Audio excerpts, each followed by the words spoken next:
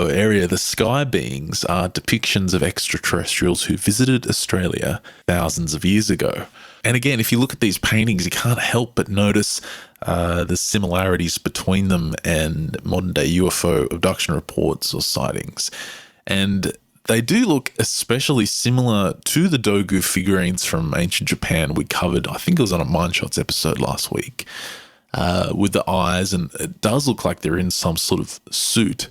In addition to that, the rock paintings have what looks like some sort of energy field or halo around their head.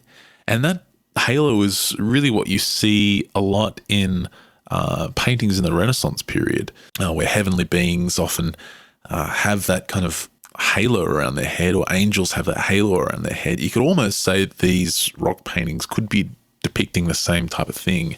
The article continues to say that according to the Aborigines, the Wandjina, the creators of the world, were supernatural beings.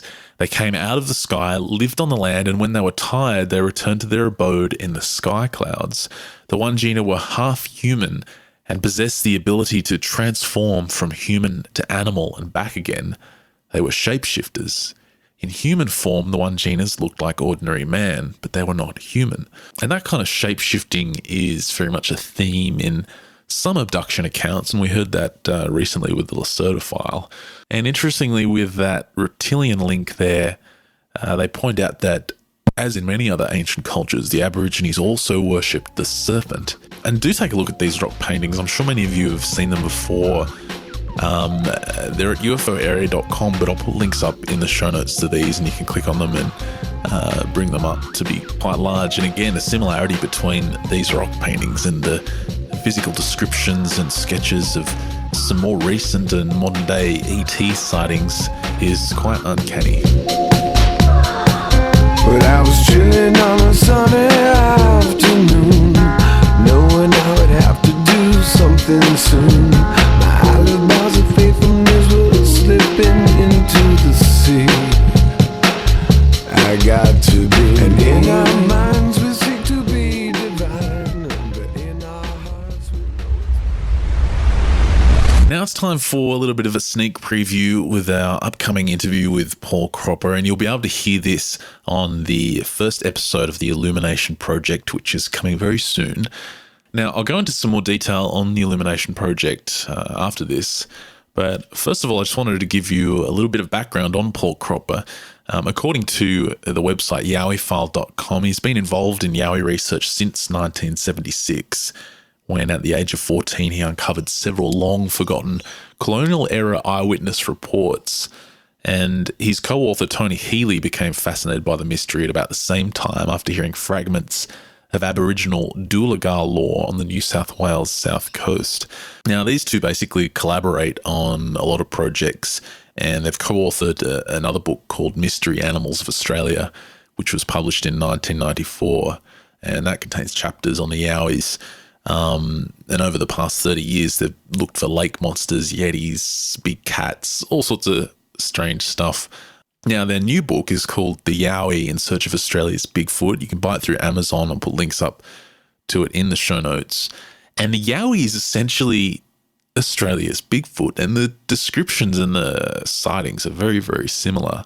They write on the site here that during the early or colonial era, the Australian Aborigines often warned British settlers to beware of huge ape-like creatures that lurked in the rugged mountains and deep forests of the island continent. Their people, they said, had been encountering the hairy horrors since time immemorial. They knew them by many names, including Doolagal, Thulagal, Jurawara, and Changara. Soon the colonists too began to experience hair-raising encounters with the elusive foul-smelling giants, which they referred to as Australian apes, yahoos or yuris. Today, they're generally referred to as yowies. Now, the list of modern-day eyewitnesses includes zoologists, rangers, surveyors, and members of the elite Special Air Service Regiment. And their book is over 300 pages. It summarises 25 years worth of research. There's over 100 photos in there, maps and sketches from eyewitnesses. And it's actually got a foreword by Loren Coleman from Cryptomundo.com. So I'm going to play you a little bit of a snippet of the interview. It won't be the full thing. I was thinking about putting the full thing on the show, but when we were speaking with Horst, we kind of wanted an international angle on the whole Sasquatch and Bigfoot phenomenon for the first episode of the Illumination Project, because the main interviews we had so far for that episode were strictly from North America.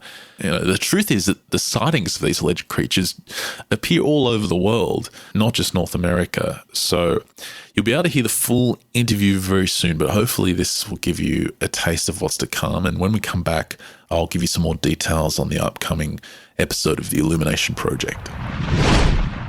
Now, tell us about the Yowie. Obviously, our audience is quite international, so I'm sure many of you out there have never heard of the Yowie before. So if you could just give us a quick rundown of the history of this creature and how it fits into Australian culture as well.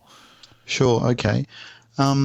Really, I guess most of your listeners are in the United States and be quite familiar with the Bigfoot, the reports of Bigfoot in the United States, and also possibly to a lesser